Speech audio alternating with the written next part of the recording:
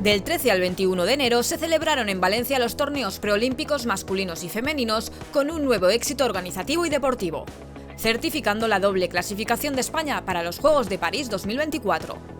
En la fase inicial, la selección española finalizó en ambas categorías como primera de grupo, lo que les llevaría a unas semifinales que, de superarlas, otorgaban una plaza directa a los Juegos Olímpicos.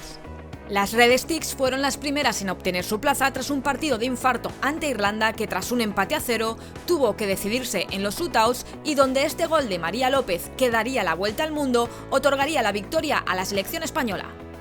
It's Lopez against McFerrin. She waits at the back, she flicks it overhead. It's audacious, and Spain are in Paris.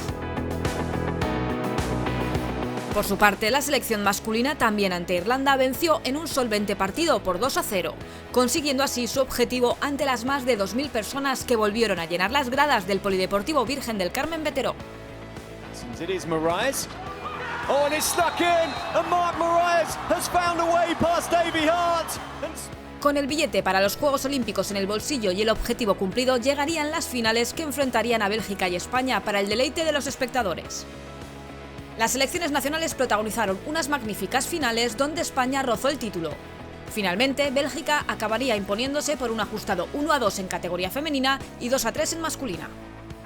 Con la entrega de premios finalizó un gran evento deportivo con 16 selecciones nacionales, 40 partidos por los que pasaron cerca de 20.000 personas entre aficionados, medios, equipos, patrocinadores, autoridades, destacando la gran labor de los 300 voluntarios y personal de organización. Gracias a todos por haberlo hecho posible.